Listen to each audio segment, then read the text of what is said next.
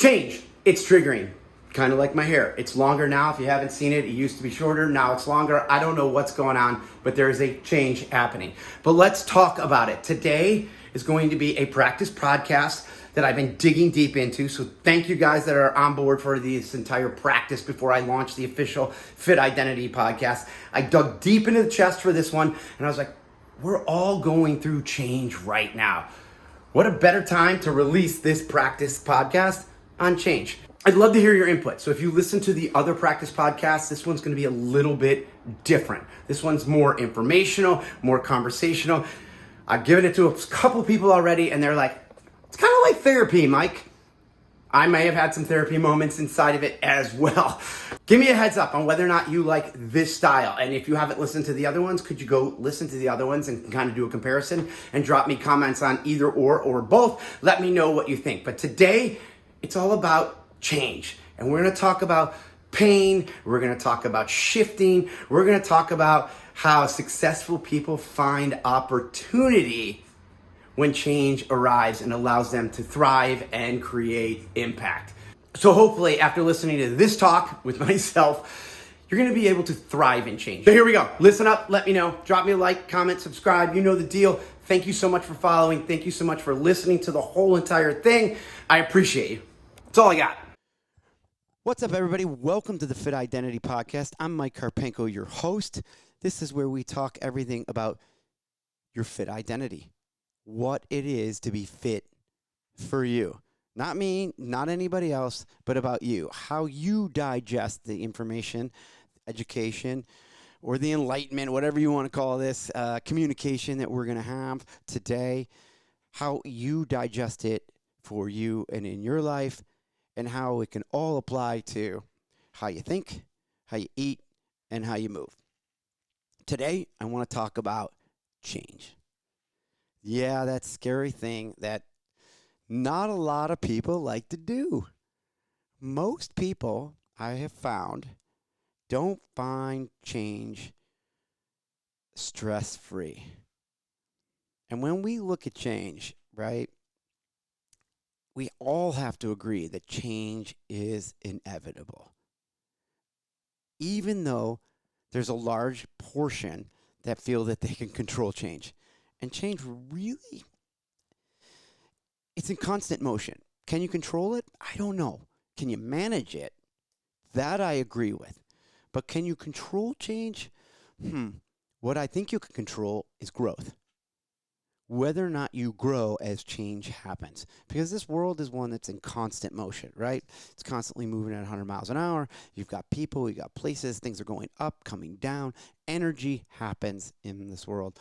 And when we look at that little simple statement of change is inevitable, growth is optional.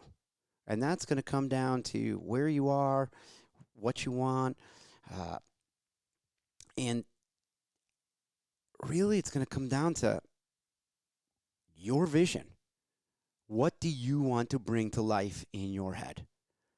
And whether or not you're willing to embrace change in order to make that happen. Because a lot of us are in places in our life physically that we don't want to be in. That current identity that we have is not the vision we have for ourselves in our brain. We have visions. And we all want to bring those visions to life. So in order for that to happen, we'll change, and that brings on growth. So I want to go into a little backside story or a point where, the term fit identity, which is now this brand of mine, which was coined, for my own health. My constant need to evolve from my health and ultimately passionately feeling the need to help others change their own identities to healthier fit identities. Like that's what it was. It was like about me. And then in the process of making it about me selfishly, I started to look around and be like, wow, this gift that I have, this ideology that I just hadn't had any patterns or systems or strategies built around. I wanted to be able to give it to people because it was a question that I constantly got. How do you do it, Mike? Like, how is it that you get fit, you stay fit? How is it you feel good? How is it you're like always constantly, in a good mood, or you just seem to be in a good place. Footnote on that, there are moments where I'm like spun. There are moments I mismanage. There are moments I don't do well. There are moments where I have an unfit identity for sure. I just try to limit those. But fit identity was created for a need for growth. One that I strived for. Like it was constantly, how do I get better? How do I get stronger? How do I get faster? How do I do anything better? And then, and as I started to constantly have this strive, this constant change, right? Like I couldn't stay the same. It was like I saw this and I want to be better than that. I saw this person doing this and I wanted to be better than them at that. I saw my family and my friends and my coworkers, people everywhere. Again, I'll call this a skill, or I will call it a curse. Um, that I'm able to see strangers. I'm just able to see it in people. I'm able to see struggle. And I started to see that all around me. And when I feel and see people struggle, with who they are and who they want to be, it makes me want to take action. Like, I know that sounds like a coined verse, like, oh, take action. But it does. It makes me like, well, if they're not going to help themselves, then you should help them. Like, at least give them an open door to walk through, and maybe give them a light. Maybe be that person that tells them that opportunity is knocking and that they can do it. And it was always really apparent when I would achieve success, and be faced with this obstacle of saying to myself, all right, I'm at this point. How do I not return to the person I was? How do I maintain this? Maybe sometimes I'm not in a growth path, process, but how do I not return to that? And then as I started to look around, I'm like, gosh, I'm still Mike, but I feel like this new person.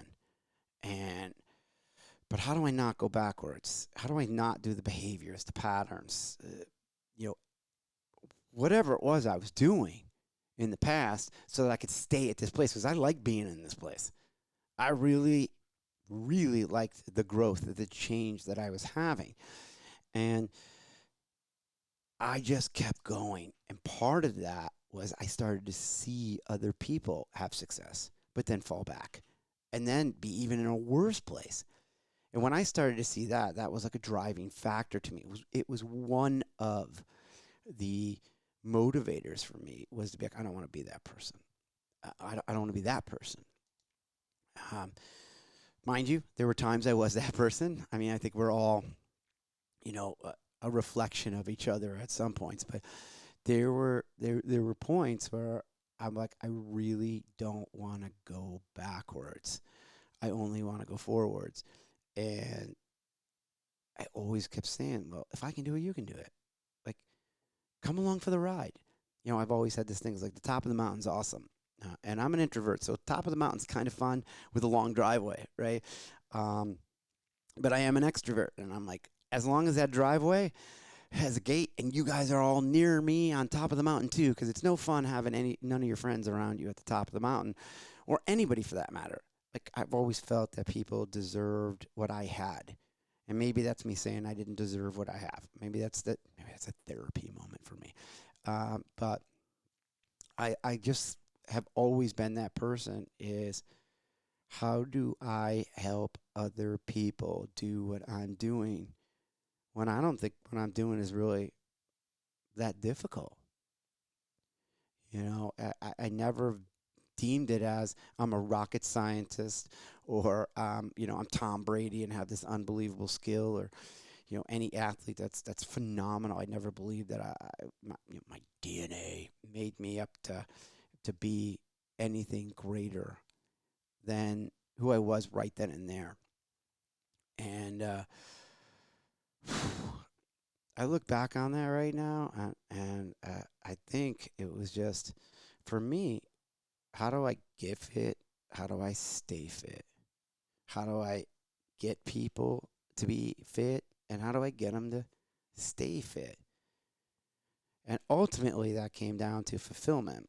right? Like it was really, you know, how are you fulfilled in thinking, in eating, and in moving? And that is what I saw. But ultimately, no matter what you think about when you take those three pillars, right? Think, eat, move. You sit back and you go, well, what do they take? Well, they take change, right? And if you change, you grow. Now you've grown, think, eat, and move. But if you don't change, and if you don't embrace some level of change, you're not going to grow. And if you don't grow, you're going to keep the same identity that you have. And therefore, the vision that you have in your head is never going to be the vision that you have physically. And I don't mean physically biceps and quads and chest. What I mean is physically your person. And and that's where I was at. I was just like, oh man, I want to bring other people along, for the ride. But how do I get them to change? You know, and in my head for my personal self, those were the theme that came over me over and over and over and over was just change from where you are to where you want to be. Help bring the healthy vision to life. So whatever I was thinking in my brain, bring it to life. And give your healthy visions life. I think a lot of us get stuck not bringing the visions to life. We almost think that real life is the vision. And then we get upset with ourselves because we look in our brain and we're like, well, what's happening in our brains is really not happening in real life. And then there's this push pull. And it's an interesting place. And I think one of the ingredients in the recipe for having a fit identity is understanding change. And I'm not saying you got to accept it. Because again, I said some people don't like it, some people do like it, some people dabble. But understanding that change is inevitable, growth is optional. One of the pillars of change that I started to understand is that it is never without pain. And I want to take that moment to recognize that, change can be scary. Like full on, what the heck is going on? Because it's unknown, right? It involves pain and it involves unpredictable futures. We would all be really comfortable if we could predict our futures, right? Back, oh God, I'm so happy. If I go back in a time of change, I would just do this and it would be predictable. And I feel where most people first thoughts go when you say change, it's pain. And you may have felt that when I said the words, even, in this podcast while you're listening, you'd be like, pain. You went, ooh. Or you went, not pain. I said, you know, excuse me. I said change and you went pain. Like, whoa, whoa. It's triggering because I was in that place too. And with some things in my life, still am there. But when people say change, I'm like pain. And then what went along with pain now these days with technology going on and our resources and our ability to get to things so quickly, so easily, pleasure for those people that find pain or find change difficult, pleasure is too easy to find. It's a button away, it's a phone call away, it's a picture away, it's a social media platform away. It's a couch away, a TV, a Netflix, whatever it is. But pleasure is really easy to find where there's pain. That hurts, that doesn't. But I had to think to myself, where do the minds of most people go? The not so most people, right? So the smaller group of people, like, what are the ones that are like, change, let's do it. Like, why are they successful and why are they maintaining what is a fit identity for them? Where do their minds go when change is presented to them? Well, the easy cliche statements is those minds are excited, they see opportunity, they see growth. They don't see or feel pain. they shift that, and what they really do is that they feel uncomfortable. That smaller group is filled with emotions because they've been waiting on this. They've been looking for it, and they know that being uncomfortable, they thrive. And as I see it, change is and can be scary, but it's uncomfortable. And it's uncomfortable because it disrupts what we've put time, effort, finances, emotions, sweat into. So when we disrupt things that we've put effort into like that, it's frustrating, which makes it very difficult to accept. But when you look at those people that bring their visions to life, they accept and create change to be rewarded. And that reward is whatever they put on it. Could be finances, could be a lifestyle, could be health, could be whatever it is. But those that accept change and work with it rather than fight it, they're rewarded. They see it as prime opportunity, like beachfront property. And again, that's for those people that love the beach. If you don't like beachfront property, maybe it's maybe it's mountaintop property, or wherever your property is, right? Like your property. That's your reward. And when those people that like change or see change or take action on change, their reward is new uncharted behaviors, patterns, opportunities, and progression, because they know change is inevitable. And most importantly for them, change is opportunity of growth. The big thinkers don't look at it as small and think of it as growth for themselves, but they look at it as growth for the people that are around them and the people that they can affect. Change to them drives growth. And growth drives impact. And that's what we're talking about. Impact is taking your fit identity and sharing it with other people, to live side by side with other people thriving in fit communities in a fit world.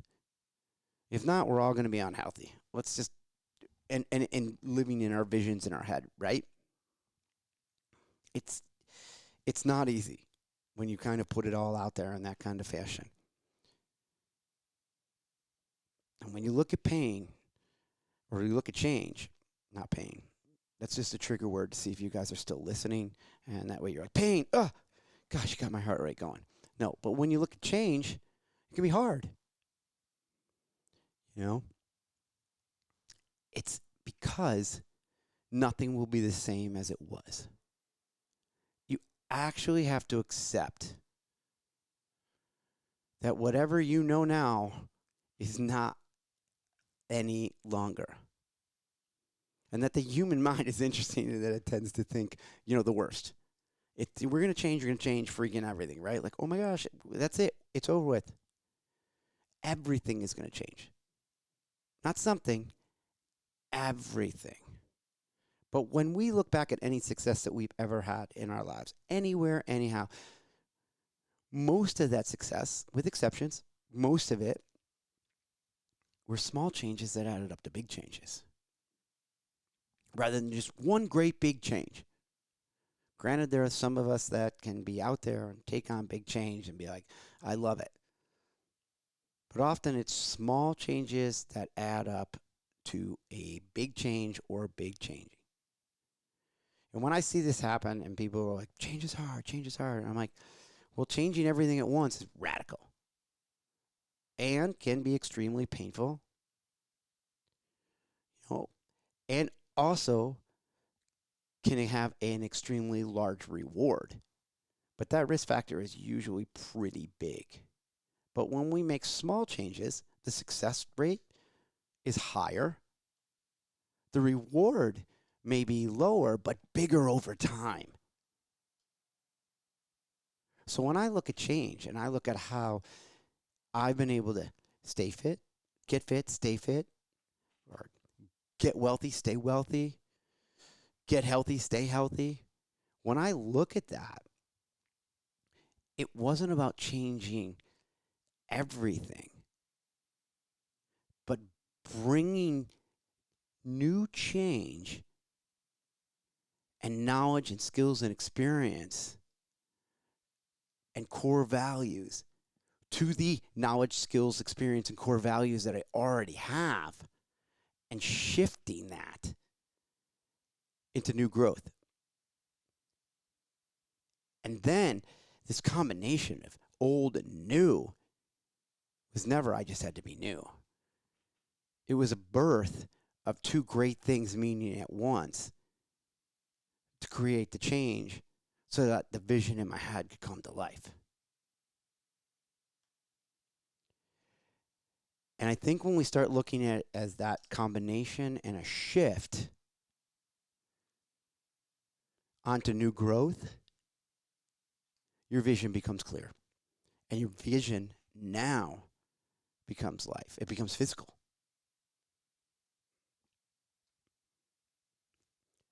That's change for you. And then I kind of look back and I think, well, change can be fun. Like seriously for me, like change can be fun. Like as I start to think it out and I want to learn it and I want to understand it, it can be fun. You know, for such a small amount of pain, I can have such a large amount of fun. You know, that idea that, hey, this is new in my life. I'm no longer doing the things I was doing before that were making me unhappy. I'm no longer in a place that this vision wasn't a reality and I couldn't live it out. And that creation is actually coming to life, that I want to be able to be healthy and fit and I want to thrive. Vision's fun. Like when you take that vision and make it to life, change is fun. So when I get dealt with that and be like, oh, the trigger word change, pain. My trigger word can be change, fun. What's new? What's new? Bring it to me. Bring it to the skills that I already have. Bring it to, the experiences that I've already had. Bring it to the core values that I already have. But let's throw this caveat at you. Some behaviors, some patterns, some knowledge need to be set aside. Some values. If they don't align with you, and that alone could be painful to think that you have to change things. Or you have to manage them differently. You see where I'm going with this? It's like a lot of people are like, change. Well, I'm using the word manage. Kind of the same thing, lateral move, but manage differently. Letting go is management. It may not be change, it's just management, and that's okay. But letting go opens up new room for growth, new priorities. It may not open change, but it opens up a shift in a direction for you to bring your visions or your vision to actual life. And that's really big. That should be celebrated. And when you look at those people that are having perceived success or living out these healthy, fit identities, that's what they're doing. They're shifting. They're not changing, they're shifting. And I have this kind of joke that I made one morning, early morning, so at 2 a.m. I'm going to tell a story really quick about this type of change. It's 2 a.m., 2:30 in the morning. I don't even know where. I'm like at a breakfast joint with a bunch of my friends, and we are all hanging out. And this is, I'll go 15, 17 years ago. And we all been drinking, having a good time, waiting on our, one of us ordered scrambled eggs, another one ordered pancakes, another one ordered waffles, and then somebody ordered all of it for themselves. And we're sitting there. I don't remember why the conversation got brought up, but I think somebody was breaking up with a friend, and I remember I think that's what it was. Yeah, I think a buddy of mine was breaking up with his girlfriend at the time, and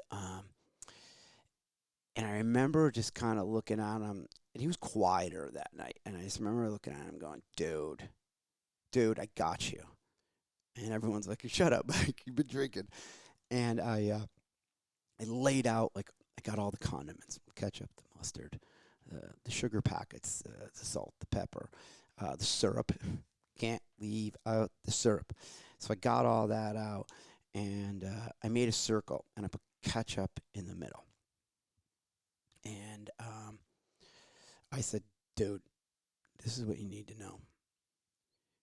My life got better when I understood this. And this is what you're going to do, bro. I need you to do this. I said, I need you to be ketchup. I go, you're a great dude. And what you've done is that you ran, and I had this circle, right? This whole circle around ketchup of all the condiments. And I showed the ketchup bottle running over the pepper. I go, yeah, pepper, what's up? Well, when you ran to pepper, salt got mad. So you ran over to salt to solve their problem. And when salt got mad, you ran over to the syrup. And then when syrup got, felt slight or needed, was good, and you're over there hanging out with syrup, all of a sudden mustard's like, what the heck, man? You've already ran all over these people. When's it my time? And, and it was like chaos. I said, dude, you're doing such a good job at work. You're doing such a good job with your friends. You did such a good job in your relationship. The only place you didn't do a good job on was you. You kept running around to everybody else but you. It's time to change that. And that's what you did by breaking up with her. You changed it.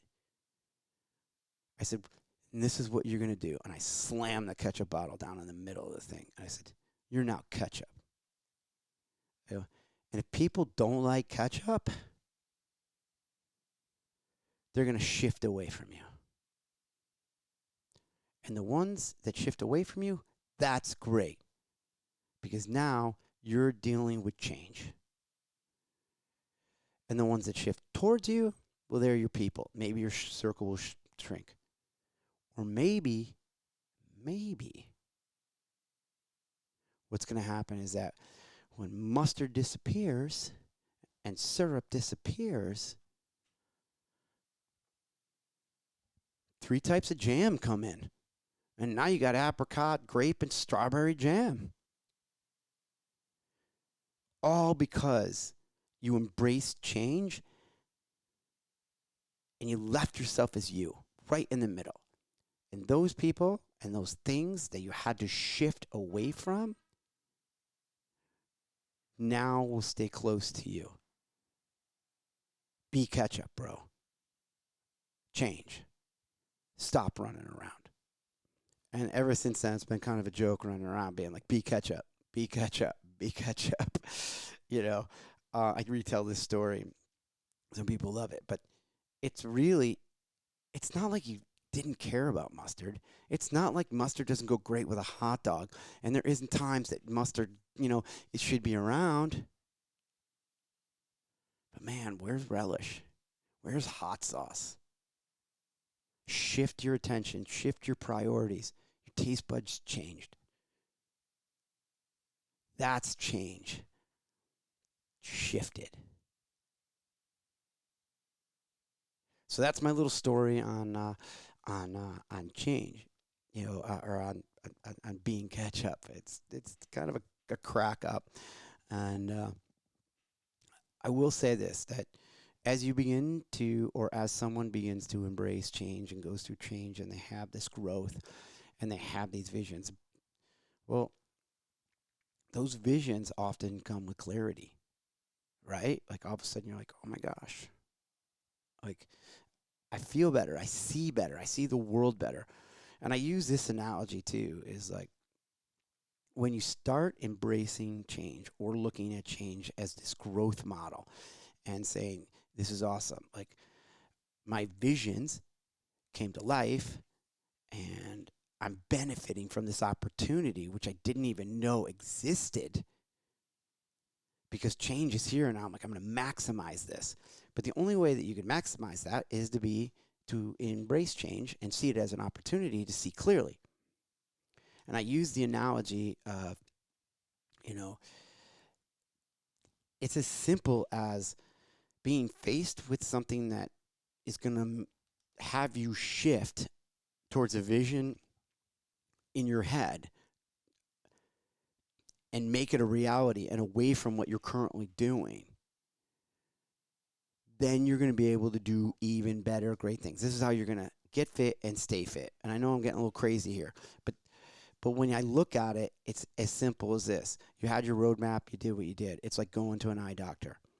We're all afraid, is our eyes getting worse? Are they getting better? How much is it going to cost? How long am I going to be there? Uh, Everything. It could be from, parking costs money. Are they going to tell me there's something wrong? But then you go to the doctor. You had all this fear of going to see a doctor in your eyesight. And then you have this appointment and you realize it wasn't that painful. It was uncomfortable. You got some drops in your eyes. You had to stand there. You had like silly glasses that fold up that were around your head that looked like you were 80 years old, or something you may have seen, an older person either walking or driving down the street, like wrap around plastic glasses that made things dark because your pupils were dilated, and you were afraid you wouldn't be able to read, whatever the EA14AC numbers and how far down you could read on the chart, the eye chart. Pain. Just, I'm not good enough. It's just reassuring. I don't have great eyes. But then what happens is that you leave the doctor's office, right? And the world suddenly looks different. It's more clear. There's richer details, more colors. The fuzz is gone. You can read the street signs in an instant. You can see people's faces, emotions, even their style. You're like, I can now see it. And all of a sudden, this crazy amount of diversity that you weren't seeing, this abundance, is now in front of you. As somebody walks by you and goes, I love those glasses. Those are dope. You're looking good today. All never would have happened. Never would have been felt unless you went through the pain, the shift of change to experience growth. And yeah, I'm not going to lie to you. There's more pain that comes on when you leave the optometrist, right? Now you got to go through and you got to learn how to drive. You got to learn how to clean glasses. You carry a carrying case. Maybe you got contacts. You're like, how do I get my sunglasses with prescriptions? All these things, right? New things. But when you think about this analogy, that change also brought clarity. Real, true, new clarity on what you really truly wanted.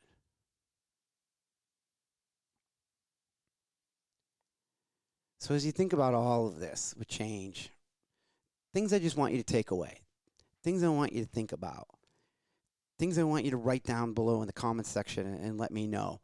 Are you fearful of pain? Do you like pain? Do you not like pain? Well, not pain. Look, even change for me makes me say pain, pain, pain, because it's on my brain. Gosh, no. But do you fear change? Is change painful to you? Are the things that you want in your life so painful that you won't change them so you'll chase pleasure? Are you willing to shift and not change so that you can have your visions come to life? And if you re-term change to a shift, will it be a more positive place for you? And will it be a place that's not as painful for you? I want you to ask yourself, if you shift,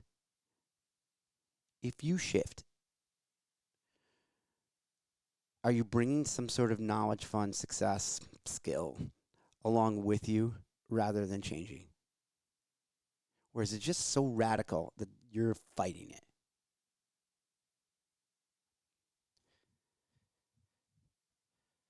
I'll also say this. As you are faced with change that is coming, and there's a lot of change in my life that's happening, but all I see is opportunity. Opportunity, where opportunity meets action, the outcome is reward. Are you ready to be rewarded? Do you want to be rewarded? Whatever that reward is, I got no judgments. Your reward could be a better body, could be, more finances, could be a business you want to build. Are you ready to see opportunity to be rewarded? And as we move into 2023 and we move away from 2022, I want you to continually think. Changing and shifting, wherever you want to use this term, is inevitable. Growth is optional.